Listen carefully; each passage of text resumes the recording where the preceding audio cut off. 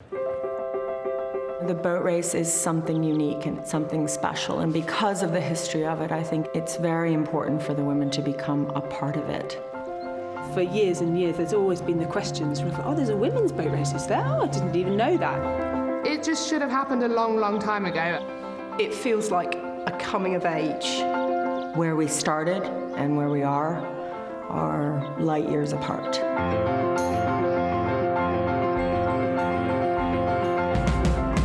There's been this bizarre notion that women aren't tough and that they can't cope with things that are long and require an enormous amount of physical strength and endurance. And that's what we're designed for. I remember one particular reporter saying, "Can the women row that far?" And it was politely explained to them that this was a little bit like Paula Radcliffe running the marathon. Someone the other day said, "Are they going to race the whole course?" And I felt like punching them in the face. I was like, yes, they are going to race the whole course. This is a new beginning in a lot of respects, and that's really special. But I think it's important that we recognise the struggles that have gone on both then and now. From its origins as a glorified style contest in the 20s, the women's boat race continued on despite a lack of support and protests from those who deemed it unladylike. In 1977, it finally became a fixture at Henley. But that isn't to say attitudes had totally changed. Trouble for the pretty maids all in a row, exuding boundless determination and just a hint of Chanel No. 5. This is horrendous. They stepped out in style yesterday for the university boat race, ... women's version. Yeah, so, I mean, I think it just says it all. The guy actually asked us to pose in towels. Do you know what? Absolutely not. I will do this, but we won't do towels. In my era, the men didn't want anything to do with us. It was very much, we've got the sponsorship, we're important, we've got the coaches, we've got the facilities, you're the poor relation.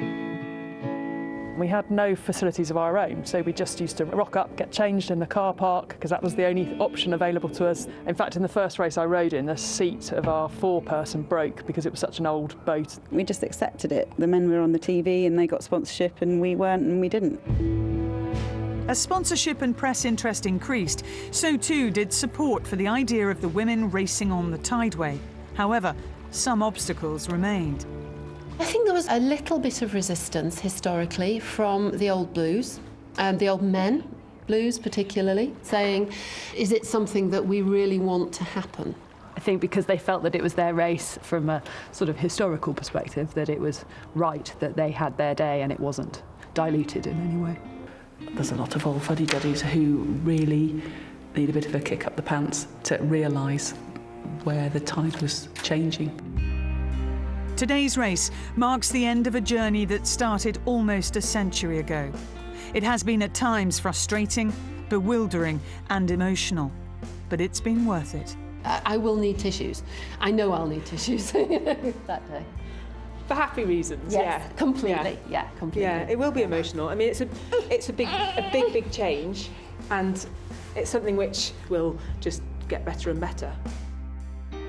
It's been quite a tough challenge, and I think that what I'm probably most proud of is continuing to roll with the tough moments.